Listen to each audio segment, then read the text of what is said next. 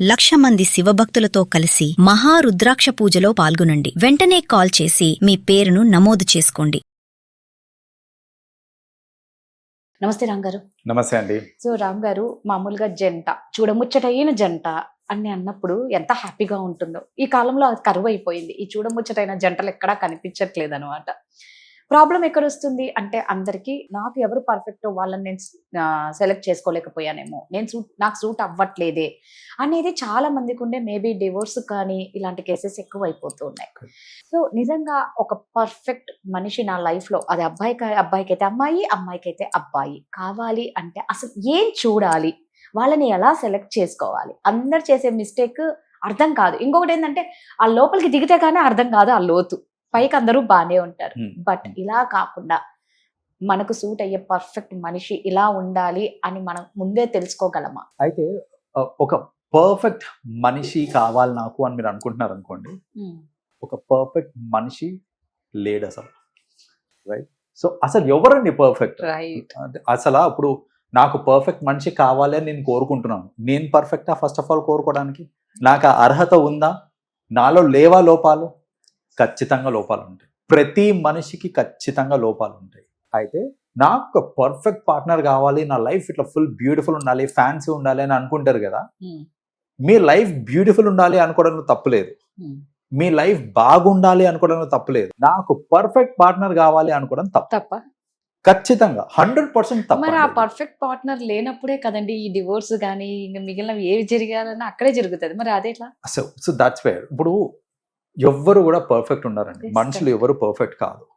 So ఇందులో మీరు చూసుకోవాల్సింది ఏంటిది అని అంటే, మీ కాంపాటబిలిటీ ఎట్లా ఉంటుంది, లోపాలు అందరిలో ఉంటాయి, ఎలాంటి లోపాలు ఉన్నాయి అవి మీరు చూడాలి. అండ్ ఎందుకంటే నాలో కూడా లోపాలు ఉంటాయి. ఇప్పుడు నేను ఒక పార్ట్నర్ కోసం ఎతుకుతున్నాను అంటే, నేను పర్ఫెక్ట్ పార్ట్నర్ కావాలని ఎతకవద్దు, లోపాలు వాళ్ళలో కూడా ఉంటాయి. కానీ నేను ఏది యాక్సెప్ట్ చేయగలుగుతాను, నేను ఏది యాక్సెప్ట్ చేయలేను అనేది నాకు తెలుసు కాబట్టి దానికి తగ్గట్టు నేను ఫైండ్ అవుట్ చేసుకోవాలి నా పార్ట్నర్ని. సో అలా కాకుండా మీరు ఇంకా లోపాలు ఉన్నాయి కదా అనేసి ప్రతిదానికి పేరు పెట్టుకుంటూ పోయినారనుకోండి, మీకు పార్ట్నర్స్ దొరకరు పార్ట్నర్స్. నాకు ఇట్స్ ఆల్ అబౌట్ ప్రయారిటీ. ఇది ఓకేనా, ఇది కాదా, ఏది ఓకే ఏది కాదా అని నాకు క్లారిటీ ఉందనుకోండి, నేను కరెక్ట్ పార్ట్నర్ని ఎతకగలుగుతాను. ఫర్ ఎగ్జాంపుల్ నేను ఒక ఇన్స్టెన్స్ చెప్తానండి. లైక్ రీసెంట్గా ఒక కపుల్కి పెళ్ళైంది. పెళ్ళైన తర్వాత ఆమెకి ప్రాబ్లం ఏంటంటే, వాళ్ళ హస్బెండ్ సోషల్ బిహేవియర్ నచ్చట్లేదు ఆమెకి.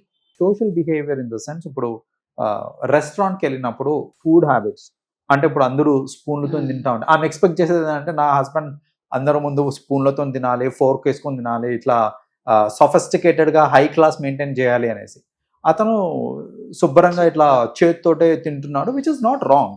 అదే అతని అలవాటు, అతనికి అది కంఫర్టబుల్. అది పెద్ద విషయం కూడా కాదు, కానీ ఆమెకి అది పెద్ద విషయం. ఆమె ఏమంటది అంటే, అందరి ముందు నా పరువు తీసేస్తా ఉంటాడు అంటే. ఒక ఇన్స్టెన్స్ చెప్పండి నాకు, మన దగ్గరకు వచ్చిన రీసెంట్ కేసు అది. నాకు చెప్పండి అంటే, అందరి ముందు పరువు తీసేస్తా ఉంటాడండి అని అంటే, రీసెంట్గా జరిగిన ఒక ఎగ్జాంపుల్ చెప్పండి అంటే, ఇట్లా మేము రెస్టారెంట్కి వెళ్ళాము, ఫ్యాన్సీ 5-star హోటల్కి వెళ్ళామండి. 5-star హోటల్లో ఒక 3 కపుల్స్ కలిసి వెళ్ళారంట. ఈ 3 కపుల్స్ కలిసి వెళ్ళినప్పుడు, అందులో వీళ్ళ కపుల్ కూడా ఒక కపుల్, అందరూ నైఫ్, స్పూను, ఫోర్క్తో తింటా ఉంటే, నా హస్బెండ్ మాత్రం చేతితో తింటా ఉన్నాడండి. నాకు అది చాలా ఆక్వర్డ్గా అనిపించింది అని చెప్పి. సో ఇది చాలా బేసిక్ యాక్చువల్గా. అది వాళ్ళకి కన్వీనియంట్, అది దీని నుంచి పట్టించుకోవాల్సిన అవసరం కూడా లేదు. కానీ నిజంగా ఇది నీ ప్రయారిటీయా కాదా అని నువ్వు ఆలోచించు. అంటే ఇప్పుడు ఆయనకి ఎన్ని మంచి క్వాలిటీస్ ఉండొచ్చు, ఇప్పుడు ఆయనకి మంచి ఉద్యోగం ఉండొచ్చు, ఆయన మంచి హోదాలో ఉండదు. ఫ్రాంక్లీ స్పీకింగ్, నేను అడిగాను కూడా, ఏం చేస్తారు మీ ఆయన, ఏం చేస్తారు అని అడిగాను. ఆయన సాఫ్ట్వేర్ కంపెనీలో మంచి డెసిగ్నేషన్లో ఉన్నాడు. సో ఒక సాఫ్ట్వేర్ కంపెనీలో అంత మంచి డెసిగ్నేషన్లో ఉండి, అతని టెక్నికల్ స్కిల్స్ ఎంత బాగుంటాయి, అతని పీపుల్ మేనేజ్మెంట్ స్కిల్స్ ఎంత బాగుంటాయి, ఇవన్నీ ఆయన మేనేజర్ లెవెల్లో ఉన్నాడు. సో ఆయన మేనేజర్ లెవెల్ దాకా వెళ్ళాడు అని అంటే, ఆయనకు ఆ టాలెంట్ ఉంది కాబట్టి కదా అక్కడ దాకా వెళ్ళాడు. సో అలా పాజిటివ్స్ చూసుకుంటా పోతే ఎన్నో ఉన్నాయి. నువ్వు అవన్నీ వదిలేసి, నువ్వు చేతితో తింటున్నాడు, స్పూన్ కాకుండా చేతితో తింటున్నాడు అనేసి దాన్ని కూడా కంప్లైంట్ చేసి, దాన్ని కూడా రచ్చబండ మీదకి తీసుకొని వచ్చి ఇవన్నీ, అది నాకు అబ్సల్యూట్ ఎంతో కొంత అంటే ఇమ్మెచ్యూరిటీ అనిపించింది నాకు ఫ్రమ్ హర్ సైడ్. ఇలాంటివి ఇంకా కొన్ని ఇన్సిడెంట్స్ కూడా చెప్పింది తను. అంటే ఒక న్యూట్రల్ పాయింట్ ఆఫ్ వ్యూలో చూసుకుంటే, ఆమె చెప్పిన ఈ ఏవైతే లోపాలు ఉన్నాయో అసలు వాటి గురించి పట్టించుకోవాల్సిన అవసరం కూడా లేదు.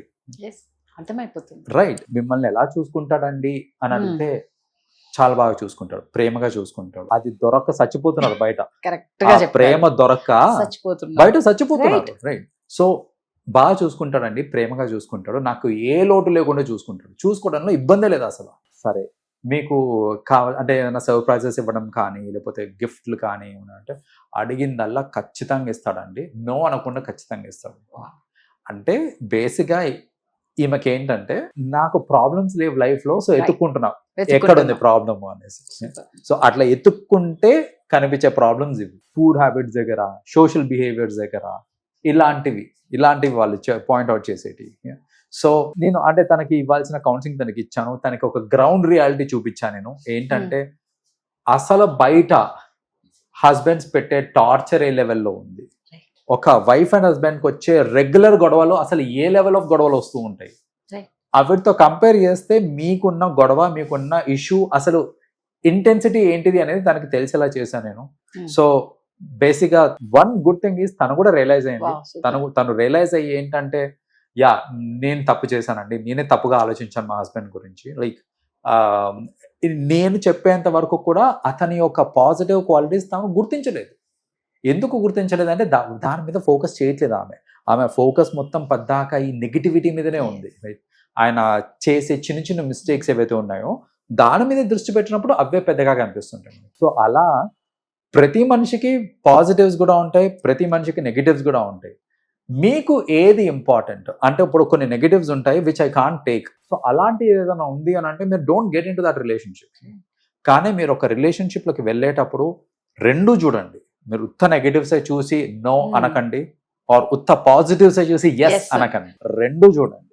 ఈ రెండు చూసిన తర్వాత ఓకే ఈ పాజిటివ్స్ నాకు సూటబుల్, ఈ నెగటివ్స్ నేను ఐ కెన్ బేర్ అని అనుకుంటే అతను మీకు కాంపాటబుల్ పార్ట్నర్. రైట్ పార్ట్నరో బెస్ట్ పార్ట్నరో కాదు, is the compatible partner for you అనమాట. సో అలా మీరు పార్ట్నర్స్ని చూస్ చేసుకునేటప్పుడు ఖచ్చితంగా రెండు చూడండి. ఓన్లీ ఒక్క సైడే చూసేసి మీరు డిసిషన్స్ తీసుకున్నారు అని అంటే ఐదర్ రాంగ్ డిసిషన్ అన్నా తీసుకుంటారు లైఫ్లో, లేదా మీకు అసలు పార్ట్నర్స్ దొరకరు. నిజంగా సూపర్ అండి. నేను అసలు ఎక్స్పెక్ట్ చేయలేదు. నిజమే కదా, ఎవరు పర్ఫెక్ట్ కాదు. నేను ఎవరు అంటే ఎవ్రీ ఇండివిజువల్ కి ఏదో ఒక లోపం ఉంటుంది. రైట్. ఇప్పుడు వాళ్ళ హస్బెండ్ ఆమె గురించి ఏం చెప్పలేదు, కంప్లైంట్ చేయలేదు, విషయమే కాదు కూడా. That's what. సిల్లీ రీజన్స్ తో గొడవ పడుతూ ఉంటారు. ఈ గోళకి పెద్ద రీజన్స్ దొరక్క అదృష్టం, అది గాడ్ గిఫ్ట్ అనుకొని ఎంజాయ్ చేయాలి తప్ప దాన్ని లాగ్ చేయొద్దు. సూపర్, థ్యాంక్ యూ అండి.